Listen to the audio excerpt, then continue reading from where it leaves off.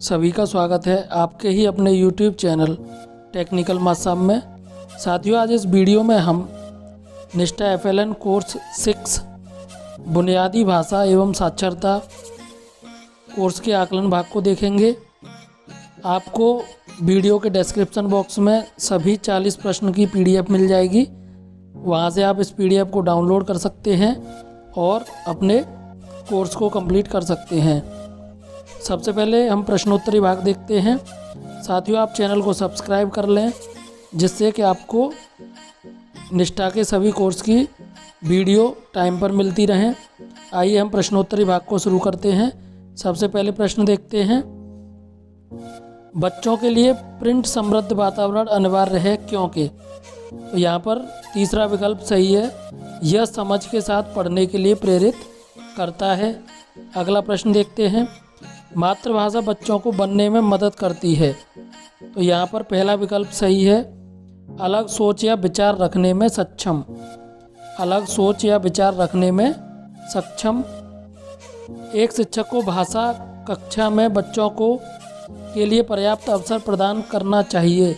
आत्म अभिव्यक्ति के पर्याप्त अवसर प्रदान करने चाहिए। एकाधिक भाषाओं का ज्ञान रखने वाले बहुभाषी बच्चे होते हैं। तो यहाँ पर रचनात्मक और गंभीर विचारक ऑप्शन सही है। रचनात्मक और गंभीर विचारक। निर्देशित पठन क्या है? तो यहाँ पर देखिए, निर्देशित पठन का जब शिक्षक द्वारा सर्वाधिक निर्देश दिया जाता है। जब शिक्षक द्वारा सर्वाधिक निर्देश दिया जाता है। भाषा सीखने में संदर्भ का विशेष महत्व होता है क्योंकि इससे बच्चों को मदद मिलती है। तो ये देखिए, यहाँ पर किसी शब्द विशेष के अर्थ को समझने में। चौथा ऑप्शन सही है, किसी शब्द विशेष के अर्थ को समझने में। एक शिक्षक को अपने छात्रों को ध्वनि विज्ञान का परिचय देना चाहिए उस समय जब बच्चे भाषा के यांत्रिक पहलू को सीखने के लिए तैयार हों। यहाँ पर तीसरा विकल्प सही है, पढ़ने का अंतिम लक्ष्य है। तो ये पाठ से अर्थ ग्रहण करना। पाठ से अर्थ ग्रहण करना पढ़ने का अंतिम लक्ष्य है। भाषा कक्षा की प्राथमिकता क्या है? तो बच्चों के लिए प्रिंट समृद्ध वातावरण बनाना। दूसरा विकल्प सही है, बच्चों के लिए प्रिंट समृद्ध वातावरण बनाना। भाषा दुनिया के बारे में बच्चों को आकार देने में महत्वपूर्ण भूमिका निभाती है।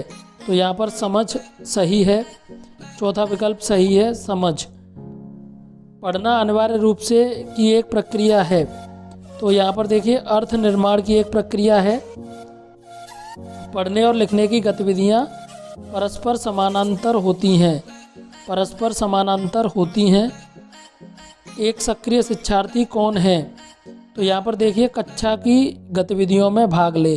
दूसरा ऑप्शन सही है, एक सक्रिय विद्यार्थी चित्र पठन में शामिल है। तो यहाँ पर चौथा विकल्प सही है, मौखिक कौशल और सोचने की क्षमता। चित्र पठन में मौखिक कौशल और सोचने की क्षमता। बाल पत्रिकाएं बच्चों के लिए संभावनाओं की एक अच्छी स्रोत हैं। तो उन्हें प्रिंट समृद्ध वातावरण प्रदान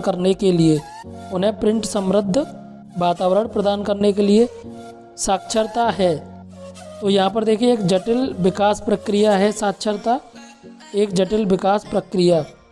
सार्थक आधारभूत साक्षरता और संख्यात्मक कौशल प्राप्त करने वाले बच्चे होते हैं। तो यहाँ पर देखिए, अच्छे वक्ता ऑप्शन सही है। दूसरा ऑप्शन सही है, अच्छे वक्ता। बच्चे की भाषा न केवल सीखने का माध्यम है बल्कि विचारों का अभिव्यक्ति और नवाचार भी है। तो यहाँ पर रचनात्मकता विकल्प सही है। मातृभाषा है। तो यहाँ पर देखिए, बच्चे द्वारा सीखे जाने वाली पहली भाषा मातृभाषा है। बच्चों के समग्र विकास के लिए एक शिक्षक को गतिविधियों को सामूहिक रूप से तैयार करने की आवश्यकता होती है। तो यहाँ पर देखिए, LSRW सुनना, बोलना, पढ़ना, लिखना। बच्चे भाषा की बारीकियों को समझने और खोजते हैं जब वे LSRW गतिविधियों में अधिक से अधिक संलग्न हों। LSRW गतिविधियों में अधिक से अधिक संलग्न हों। भाषा का संज्ञानात्मक पहलू किस पर केंद्रित है? तो यहाँ पर देखिए, मानसिक प्रक्रिया और रणनीतियों पर केंद्रित है। भाषा कक्ष में शिक्षक पिक्चर टॉक अर्थात चित्रों के माध्यम से पाठ आधारित चर्चा का प्रयास करता है, क्योंकि यह परंपरागत पाठ को पढ़ने की दिशा में एक महत्वपूर्ण कदम है। कक्षा में प्रिंट समृद्ध वातावरण का पर्याय है। तो यहाँ पर देखिए, बाल साहित्य, चार्ट, बच्चों द्वारा किए गए कार्य, कहानियाँ। प्रिंट स्वतंत्र रूप से पढ़ना क्या है? तो शिक्षक द्वारा प्रदान की जाने वाली न्यूनतम सहायता। स्वतंत्र रूप से पढ़ना शिक्षक द्वारा प्रदान की जाने वाली न्यूनतम सहायता है। संयुक्त रूप से पढ़ना क्या है? जब शिक्षक द्वारा सर्वाधिक सहायता दी जाती है। जब शिक्षक द्वारा सर्वाधिक सहायता दी जाती है तब इसको संयुक्त रूप से पढ़ना कहा जाता है। पढ़ने के भाषाई पहलू इन कौशलों के विकास में विश्वास करते हैं। तो यहाँ पर देखिए, ग्रामोफोनिक जागरूकता, शब्दार्थ, वाक्य रचना और व्यावहारिकता। ग्रामोफोनिक जागरूकता, शब्दार्थ, वाक्य रचना और व्यवहार। दिलचस्प घटना यह है कि भाषाएं तरीके से सीखी जाती हैं। तो यहाँ पर एक समान तरीके से सीखी जाती हैं। कहानी, कविता, तुकबंदी आदि साहित्यिक विधाएं एक शिक्षक को बच्चों को संलग्न करने में मदद करती हैं। तो सार्थक और प्रसंगोचित तरीके से, पहला विकल्प यहाँ पर सही है, सार्थक और प्रसंगोचित तरीके से। एक कौशल के रूप में पढ़ने के कौशल के लिए आवश्यक है। तो यहाँ पर देखिए, ध्वन्यात्मक श्रवण आधारित जागरूकता, पूर्व ज्ञान और अनुमान लगाना। दूसरा विकल्प यहाँ पर सही है।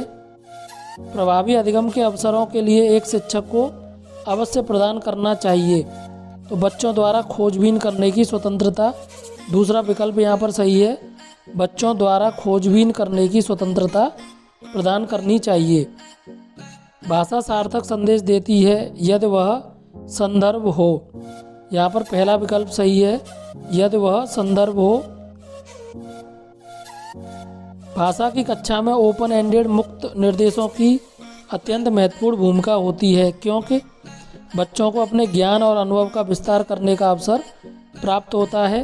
तो यहाँ पर चौथा विकल्प सही है। अगला प्रश्न देखते हैं, कक्षा में रखी पठन सामग्री।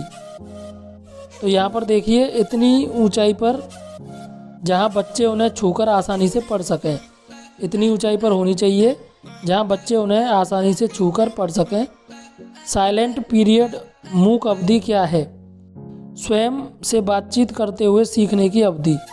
स्वयं से बातचीत करते हुए सीखने की अवधि है साइलेंट मूक अवधि। एक शिक्षक को बच्चों को पाठ से जोड़ने के लिए चाहिए कि वह उनके दैनिक जीवन से संबंधित परिचित संदर्भों पर बात करें।